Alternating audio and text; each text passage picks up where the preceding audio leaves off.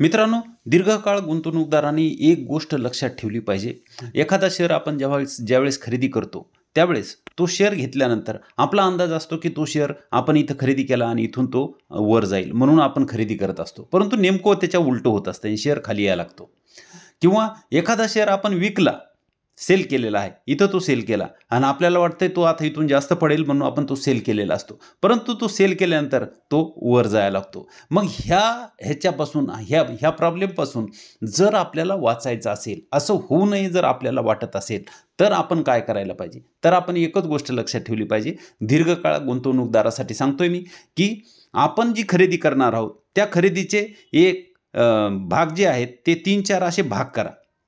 म्हणजे जर आपण 10,000 गुंतवणार असेल तर 2,500 असे 4 भाग त्या खरेदीचे आपण करू शकतो. 2,500चे असे 4 भाग करा. म्हणजे तो शेअर खरेदी करायचा असेल तर पहिल्यांदा आपण 2,500 लावायचे, त्याच्यानंतर पुन्हा 2,500 लावायचे, मग तो खाली आला तरीही लावत चालायचं आणि तो वर गेला तरीही लावत चालायचं. म्हणजे आपलं जे आहे ते आपल्याला ॲव्हरेज होईल आणि आपला पैसा जेव्हा तो शेअर वर जाईल, मी फंडामेंटल स्ट्रॉंग असलेल्या शेअरबद्दलच सांगत आहे, तर जेव्हा तो शेअर वर जाईल तर आपला पैसा हा चांगला बनलेला असेल. फक्त हे लक्षात ठेवायचं, पडला म्हणून घाबरायचं नाही आणि वाढलाय ना आता कशाला खरेदी करायचं, आपण खाली खरेदी केलेला आहे, 100लाच खरेदी केला ना, आता 125-150च्या आसपास झाला आहे, मग आता कशाला खरेदी करायचं म्हणून जर आपण राहिलो तर आपली गुंतवणूक ही कमी राहील.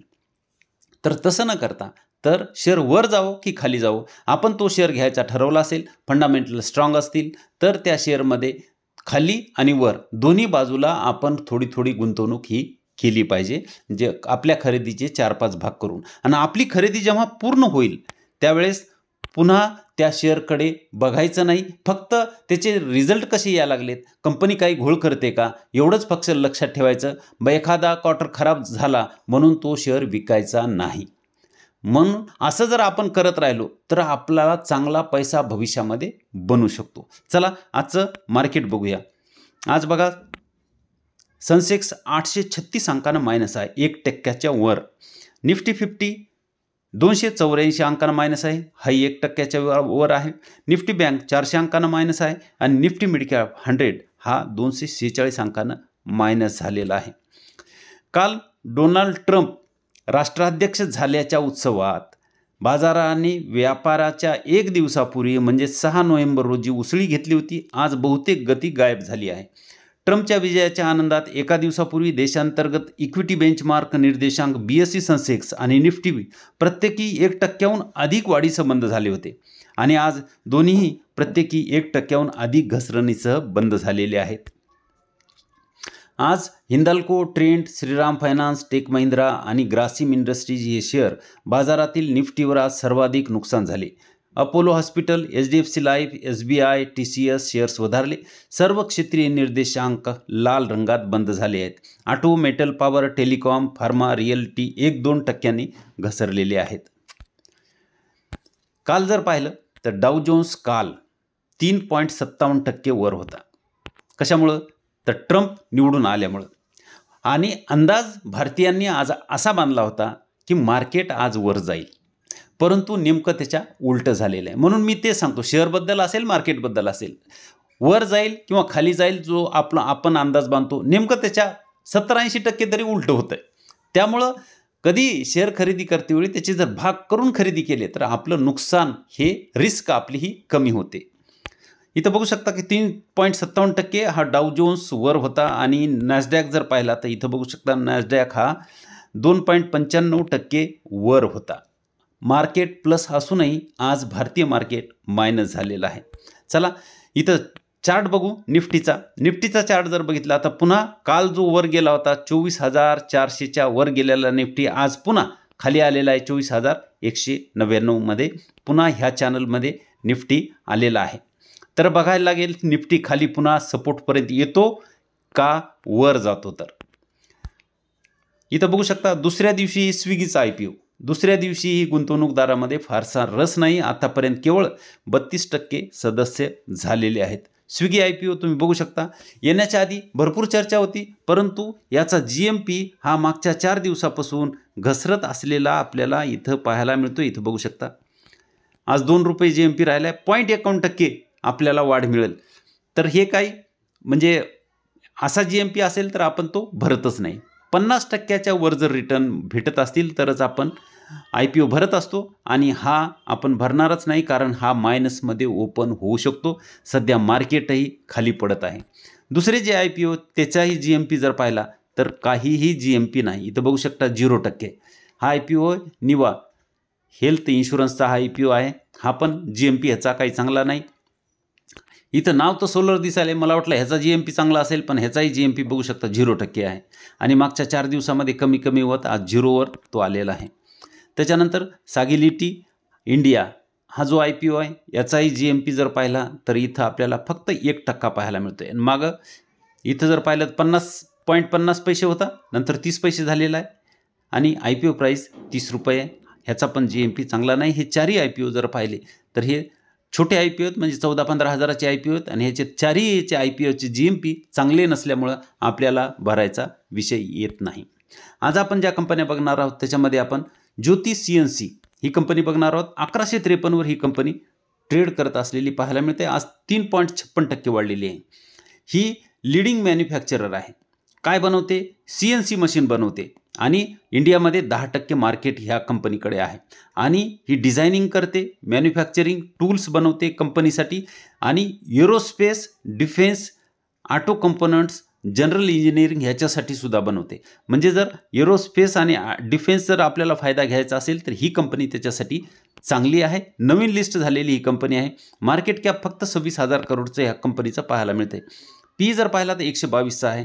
ROC 21, ROE 20, फेस व्हॅल्यू 2ची, 770ची प्रॉफिट ग्रोथ आणि 62.5ची प्रमोटर होल्डिंग आपण बघू शकतो. नवीन लिस्ट झाली.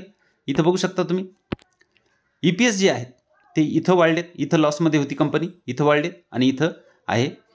आता कंपनी मीडियन पीच्या खाली ट्रेड करते. जरी PE हिचा 122 असेल तर ती मीडियन पीच्या खाली आहे, त्यामुळं महाग म्हणता येणार नाही. आणि ह्या कंपनीनं कर्ज हे कमी केलेलं आपल्याला इथं बघू शकतो. सेल जर पाहिले तर मार्च 2019 पासूनचे सेल्स आहेत 965 करोडचे सेल 1492 करोडपर्यंत आलेत आणि नेट प्रॉफिट जे आहे 18 करोडचं 215 करोडपर्यंत आलेत. म्हणजे सेल्स जे आहेत ते आपल्याला तेवढे वाढलेले पाहायला मिळत नाहीत जेवढं की इथं प्रॉफिट वाढलेलं आहे. म्हणजेच काय झालं, इथं बघू शकता तुम्ही OPM जे आहे कंपनीचं, इथं बघा OPM जे आहे ते 9%, 1%, 5%, 10%, 8% होतं, ते 22% आणि 25% झालेले आहे. त्यामुळं प्रॉफिट, ऑपरेटिंग प्रॉफिट मार्जिन हे वाढल्यामुळं प्रॉफिट हे जास्त वाढलेलं आहे. त्याचा फायदा कंपनीला झालेला आहे. इथं जर पाहिलं तर सेल्स आणि प्रॉफिट ग्रोथ ही आपल्याला चांगली पाहायला मिळते. प्रॉफिट ग्रोथ तर 5 वर्षाची, OPM वाढल्यामुळं ती ट्रिपल डिजिटमध्ये आलेली आहे 129%ची आणि चालू वर्षामध्ये 770%ची. त्याचा फायदा इथं आपल्याला घेता येईल. म्हणून ह्या कंपनीत गुंतवणूक केली तर आपल्याला त्याचा फायदा होऊ शकतो. म्हणून ही कंपनी आज मी तुम्हाला सांगत आहे. रिझर्व जर बघितलं तर 1319 करोडचं रिझर्व आहे आणि कर्ज जर पाहिलं तर 304 करोडचं कर्ज कंपनीवर आहे. चार्ट जर बघितला तर डाऊन ट्रेडमध्ये कंपनी सध्याही आहे. इथं ब्रेकआउट कदाचित होऊ शकते. आज वर गेली होती पण क्लोजिंग ही खाली झालेली आहे. ही जर ब्रेकआउट देऊन ह्या ट्रेंड लाईनच्या वर आली तर गुंतवणुकीची चांगली संधी राहील. तर तुम्ही ह्या कंपनीवर लक्ष देऊ शकता आणि हा एक यू पॅटर्न सुद्धा कंपनी बनवू शकते. तर ही कंपनी तुम्ही तुमच्या वॉच लिस्टमध्ये ठेवू शकता. त्याच्यानंतर धर्माज कॉर्प 351 वर ही कंपनी ट्रेड करत आहे आणि ही कंपनी 2.81% आज वाढलेली आहे. मार्केट कॅप पाहिलं तर 1186 करोडचं मार्केट कॅप आहे. स्टॉकचा P 27.9 जवळपास 28, ROC 14.5, ROE 13.2, फेस व्हॅल्यू 10ची, 13.4ची प्रॉफिट ग्रोथ आणि 70.4ची प्रमोटर होल्डिंग आपल्याला पाहायला मिळते. EPS जर पाहिले तर इथं चांगले EPS इथून इथपर्यंत वाढलेत, पण हे 2 क्वार्टर EPS वाढलेले नाहीत. म्हणजे प्रॉफिट हे कमी झालेलं आहे. अजून ह्या कंपनीचे रिझल्ट आलेले नाहीत. रिझल्ट कमी येतात का जास्त येतात हे पाहावं लागेल. तर रिझल्टवर लक्ष ठेवावं लागेल. त्यानुसार गुंतवणुकीचा निर्णय आपल्याला घ्यावा लागेल. सेल्स बघू शकता 136 करोडचे सेल्स आहेत मार्च 2019ला, तर 747 करोडपर्यंत आलेत. नेट प्रॉफिट 5 करोडचं 42 करोडपर्यंत आलेलं आहे. इथं पाहिलं तर सेल्स आणि प्रॉफिट दोन्हीही कंपनीचे आपल्याला इथं चांगले पाहायला मिळतात आणि इथं गुंतवणूकदारालाही चांगला पैसा ही कंपनी बनवून देऊ शकते. चालू वर्षामध्ये 39% CAGR आहे. 25च्या पुढं 26च्या पुढं जरी मिळाला तर पैसे 10 वर्षामध्ये 10 पट होतात. रिझर्व बघू शकता 326 करोडचं रिझर्व आहे. कर्ज जर पाहिलं तर 112 करोडचं कर्ज कंपनीवर असलेलं पाहायला मिळतंय. चार्ट जर बघितला तर कंपनी वर जात आहे. हा पूर्ण एक यू पॅटर्न कंपनीनं कंप्लीट केला. इथं ब्रेकआउट झालं नाही, पण इथं ब्रेकआउट झालं, तिथंच सपोर्ट घेऊन कंपनी वर निघालेली आहे. आणि रिझल्ट येण्याच्या आधी कंपनीनं काल आणि आज दोन्ही दिवस ग्रीनमध्ये क्लोजिंग दिलेली आहे. त्यामुळे कदाचित ह्या कंपनीचे रिझल्ट चांगले येऊ शकतात. तर ह्या कंपनीवर तुम्ही लक्ष ठेवू शकता. त्याच्यानंतर ओलेक्ट्रा ग्रीनटेक ही कंपनीसुद्धा चांगली आहे. ह्या कंपनीचे रिझल्ट आलेले आहेत. 1613 कंपनी ट्रेड करत आहे. आज 1.77% ही कंपनी मायनस झालेली आहे. 13,242 करोडचं मार्केट कॅप बघू शकतो. 118चा PE आहे. ROC 14.8, ROE 8.77 आणि फेस व्हॅल्यू 4ची आहे. 44.8ची प्रॉफिट ग्रोथ आणि 50ची प्रमोटर होल्डिंग आपण बघू शकतो. EPS चांगले वाढलेत ह्या कंपनीचे इथं बघू शकता.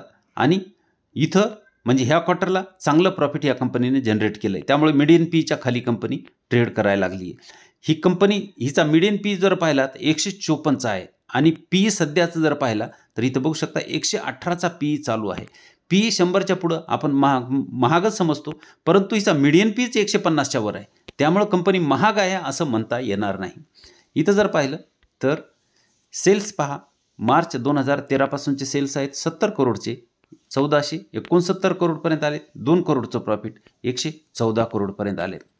सेल्स आणि प्रॉफिट दोन्हीही आपल्याला चांगले पाहायला मिळतात. गुंतवणूकदारालाही पैसा किती बनवला आहे? 10 वर्षात 62%, 5 वर्षात 53%, 3 वर्षात 36% आणि चालू वर्षामध्ये 40%चा CAGR या कंपनीनं बनवून दिलेला आहे. रिझर्व बघू शकता 949 करोडचं रिझर्व आहे. 187 करोडचं कर्ज कंपनीवर असलेलं पाहायला मिळते. चार्ट जर बघितला तर इथं बघू शकता कंपनी डाऊन ट्रेंडमध्येच काही दिवस चालते, पण ब्रेकआउट झालं तर किती इथं तुम्ही बघू शकता 500च्या आसपास इथं कंपनी ट्रेड करत होती आणि गेली 1250च्या वर 1300-1400च्या आसपास आणि पुन्हा इथं थोडा डाऊन ट्रेंड होता. हा डाऊन ट्रेंड जर पाहिला आपण इथून इथपर्यंतचा तर हा जवळपास 1 वर्ष चालला. पण इथं जर पाहिलं तर 2-3 महिने डाऊन ट्रेंड होता. इथं ब्रेकआउट झालं आणि कंपनी पुन्हा वर गेलेली आहे. हा डाऊन ट्रेंड जर पाहिला सध्याचा तर तोही इथं बघू शकता की 7-8 महिने झाली कंपनी डाऊन ट्रेंडमध्ये आहे. जेव्हा ब्रेकआउट होईल त्यावेळेस पुन्हा कंपनी इथून अजून वर जाईल. आता 1600वर ट्रेड करत आहे, कदाचित ती 1500वर 1400वर पण येऊ शकते. पण तिथून जर ब्रेकआउट झालं तर पुन्हा पैसे डबल होऊ शकतात. तर ह्या कंपनीवर तुम्ही लक्ष ठेवू शकता. मित्रांनो, तिन्ही कंपन्या चांगल्या आहेत, गुंतवणुकीसाठी पोर्टफोलिओमध्ये ठेवण्यासारख्या आहेत, भविष्यामध्ये चांगला पैसा बनवू शकतात. परंतु ह्या तिन्ही कंपन्यावर तुम्ही अभ्यास करून खरेदी विक्रीचा निर्णय घ्यावा अशी अपेक्षा आहे. व्हिडिओ तुम्हाला जर आवडत असेल तर व्हिडिओला लाईक करा, शेअर करा व चॅनलवर नवीन असाल तर सबस्क्राईब करायला विसरू नका. धन्यवाद.